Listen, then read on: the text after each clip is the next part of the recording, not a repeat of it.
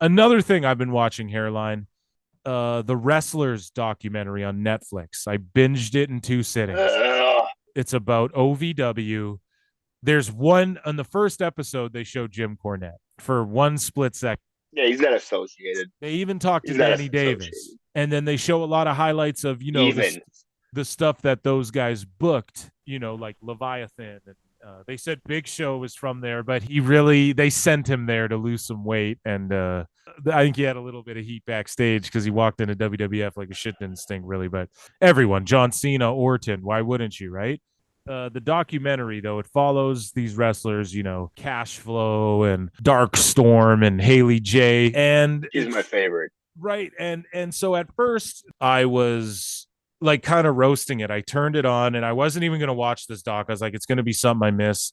But then it's one of those nights where you're laying around and then you're like, I can't sleep. I'll throw some shit on and get stoned, maybe flip through my phone while I watch this. And instantly I was roasting the fucking wrestlers on episode 1. My girlfriend fell asleep.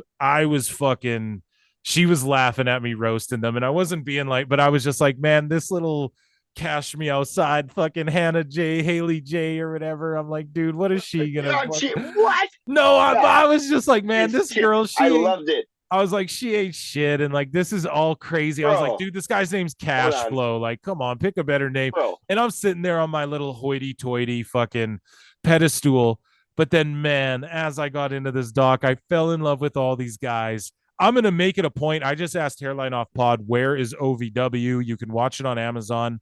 Al Snow's trending worldwide. Mr. Spectacular, fucking Jesse Goddard's retweeting us and shit because I'm hyped, drooling over this fucking documentary. And yeah, man. So yeah, dude, I love this doc though. I can't break it down episode per episode, but just all of it was compelling. Their world champion Shira, his episode was so good. And I used to say he was an Impact. I was telling Hairline Off Pod, I'm like, this guy would do the little India, and I'm like, dude, he would be. Wait till WWE gets their hands on him.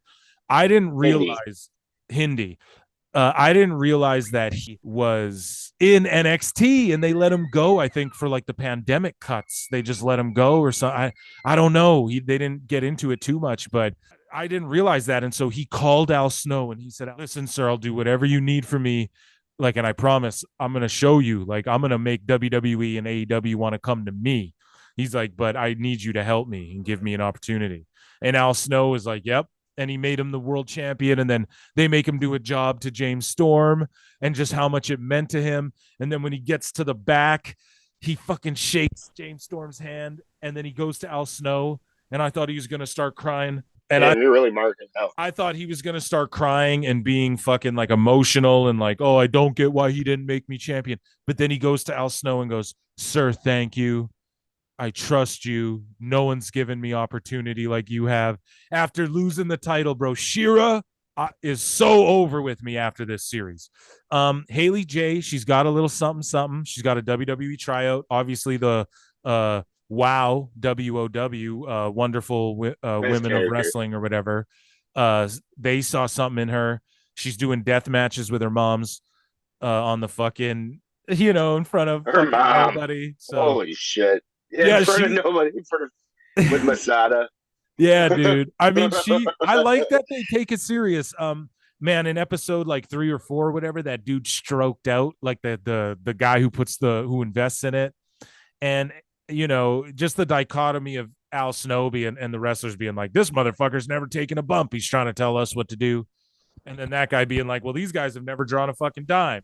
Yep. Wrestling business. And then you got fucking the whole dichotomy of like him putting in his creative ideas too, because he runs, and then Al Snow being like, well, look, I'll try and work it in, and and then you got Doug Basham's there, and I don't know, dude. It just the doc was way better, man, than like you think. And you see their children, you see their lives, and you're just rooting and pulling for these people, and you see how it's just a business built on, I don't know, camaraderie.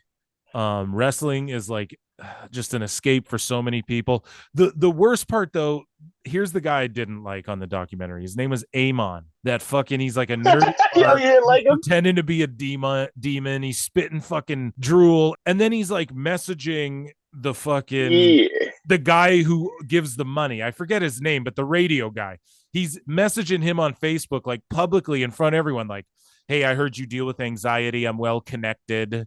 This fucking Mark, like telling this guy I'm well connected and I could help you with it. Your deal. I heard on the radio you deal with anxiety, and that's you should really get that figured out if you're all stressed. Like, dude, shut the fuck up, man. That's crazy. That to me is crazy. Like, imagine going to your boss with some shit like that. You know, like you're lucky he's paying you to come do this Mark Demon spit foam fucking. You guys aren't drawing any tickets, and you're not helping. Yeah. You know, so I like it. On the earlier episode, he was all like, "Hey, you could not talk to me like that because you're stressed out."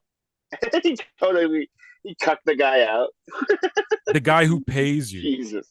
And it's like, bro, Yeah. listen, man. Imagine like someone saying that to fucking Vince. No one's saying that to Tony Khan because everything's great. Oh yeah. You can have more time.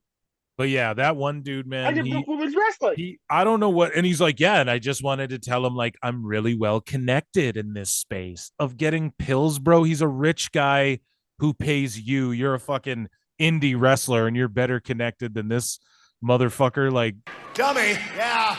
Get out of here. He reminds me of like the guy from Ascension's little brother. You know what I'm saying? Yeah. But yeah, so guys, go and watch the wrestlers.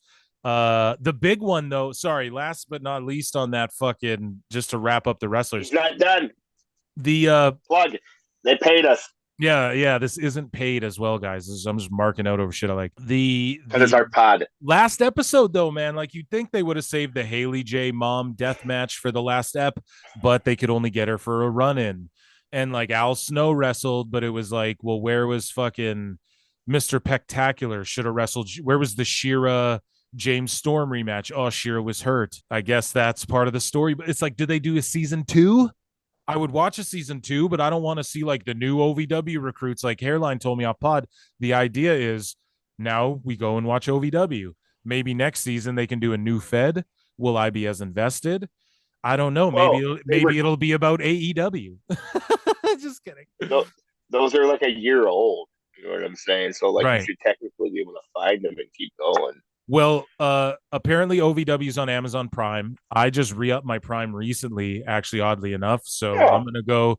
Yeah, oh, that'll be great. I'm gonna go fucking watch some OVW. I'm actually gonna. You're gonna watch more wrestling. Yes, dude. Yes, I want more wrestling because where are you finding time to do this? Everything else makes me depressed, brother. And even when I'm working, I can just shoot work. Yeah, dude. I put wrestling on in the background, you know? So I'm going to start seriously watching Impact. I'm going to watch OVW. I'm going to throw it on in the background and I'm just going to see what they got going on, man. Like, fuck it. It's better than waste. I'm not like, if I miss Rampage, I don't care. You know, I'm not going to go out of my way to watch Rampage anymore. I used to. I can't do it anymore, you know? They broke the streak, brother. I had watched every AEW, everything. Hadn't missed one thing ever except for their house shows. Ever.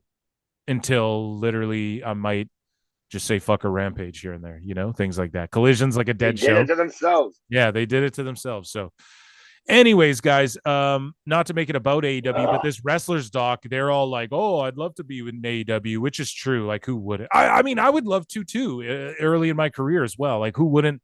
Dude, I would take, if I'm that Haley J girl, I'm taking money and I'm working out all my Mark shit. Haley J? She was already in AEW. Yeah, she jobbed. To who? Some fucking female wrestler that shouldn't be there in the first place. Hollywood Haley J. How many? She's got 17K followers, man. I'm gonna follow her and stuff. We gotta blow her up, man. For real. And this show's gonna help. Like, she's gonna make money booking wise. I just think she could, like, I don't know. She's in the ring all the time, but she could just like maybe tone up a bit, you know, get a little. My favorite. What really won me over is when she was all like, "Yeah, I smoke weed on the way to the match, and I also smoke it after them." So like, fuck yeah. He's Godfather. Yeah, I'm not mad at that at all. But she just really didn't give a fuck. Dummy, yeah. Can't be doing that in NXT and WWE, but shout her out, man. I'm really pulling for her. I hope she gets and her mom, what does Al Snow say about her? Oh, she thinks she has one last run in her, don't we all? You know, that shit's funny.